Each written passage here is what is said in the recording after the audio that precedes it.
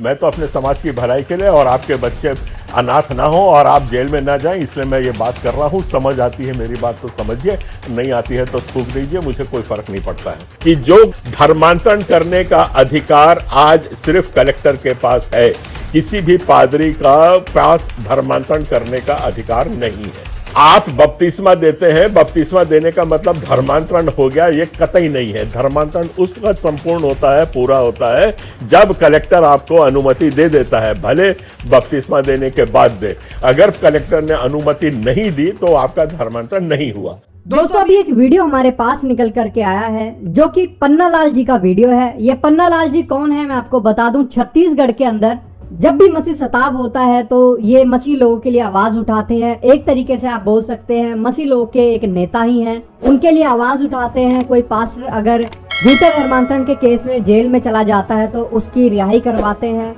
मतलब ये यही काम करते हैं मसीह लोगों के लिए, आप समझ चुके होंगे। छत्तीसगढ़ में ये रहते हैं, लेकिन इन्होंने एक बड़ी चिंता जाहिर की है अपनी, और एक वीडियो जो कि है सोशल मीडिया पर डाला है, जो कि मैं अभी आपको दिखाऊंगा और सुनाऊंगा। घर के लोग मतलब पीड़ित व्यक्ति या उसके घर के कोई भी रिश्तेदार है या उसके घर के फैमिली का कोई भी सदस्य है, वो ही FIR करवा सकता था, लेकिन अब दूसरे भी FIR करवा सकते हैं। मतलब जो आपके घर से संबंधित ही नहीं है वो भी आपके ऊपर, मतलब पास्टर के ऊपर या जो सेवा वहां पर कर रहा है उसके ऊपर FIR करवा सकता है। मतलब बेरोजगार दल के लोग और ये RSS के लोग, ये लोग जरूर FIR करा सकते हैं। इनको इसमें बिल्कुल छूट मिल गई है। तो समझ लीजिए आप यहाँ से कि कितना घातक ये कानून मसीह लोग के लिए है। इसके विषय में जो पन्नालाल जी ने कहा है वो मैं आपको सुनाना चाहता हूँ। पहले दोस्तों आप इस वीडियो को देखिए, उसके बाद फिर हम बात करते हैं। मैं तो अपने समाज की भलाई के लिए और आपके बच्चे अनाथ ना हो और आप जेल में ना जाएं, इसलिए मैं ये बात कर रहा हूँ। समझ आती है मेरी बात तो समझिए, नहीं आती है तो थूक दीजिए, मुझे कोई फर्क नहीं पड़ता है। जो धर्मांतरण हो विधेयक जो होता है उसको रोकने के कई तरीके हैं। आप लंबी चौड़ी बातों में मत आइए कि हम ऐसा करेंगे वो करेंगे। आपको प्रदर्शन करना था, वो समय निकल गया, आप नहीं कर पाए, न संगठित हुए। अब आप अपना एक कागज दीजिए, घर में जाइए, गवर्नर को एक चिट्ठी लिखिए। चिट्ठी में आप 4 पॉइंट लिखिए, जो फिर से इसको रिकॉर्ड कर करके आप सुन लेना 2 बार 3 बार में। उसमें लिखिए कि आर्टिकल 13 में मुझको अपनी परंपरा छोड़ने का अधिकार है, उसके तहत आप कन्वर्जन बिल जो है इसको मुझको अपनी परंपरा छोड़ने से रोकता है। दूसरी बात उसमें लिखिए, जो मैं अपना जो धर्म की आजादी 25A में दी गई है वो ये है कि मुझको अपने सोचने की शक्ति मेरी स्वतंत्र है। कोई भी शासन मुझको ये नहीं बोल सकता कि आप इस तरीके से सोचेंगे कि उस तरीके से सोचेंगे। ये हमारी आजादी 25 में है। वो धर्म वरम तो आप छोड़ दीजिए उसका। मेरी सोच की जो आजादी है, that is my fundamental right, है ना, मूल अधिकार है। मूल अधिकार आपके स्वतंत्र सोच की है।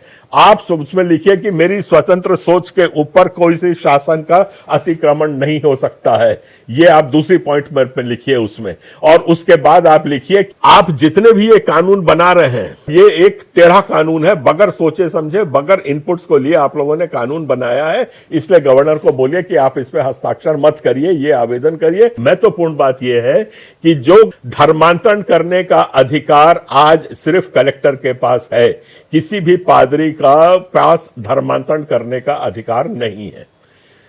आप बपतिस्मा देते हैं, बपतिस्मा देने का मतलब धर्मांतरण हो गया, ये कतई नहीं है। धर्मांतरण उस वक्त संपूर्ण होता है, पूरा होता है जब कलेक्टर आपको अनुमति दे देता है, भले बपतिस्मा देने के बाद दे। अगर कलेक्टर ने अनुमति नहीं दी तो आपका धर्मांतरण नहीं हुआ। ये बात को आप लिखिए, अपने तरीके से लिखिए कि धर्मांतरण करने का अधिकार सरकार के पास है, कलेक्टर उसको करता है, हमारे पास कोई ऐसा अधिकार नहीं है।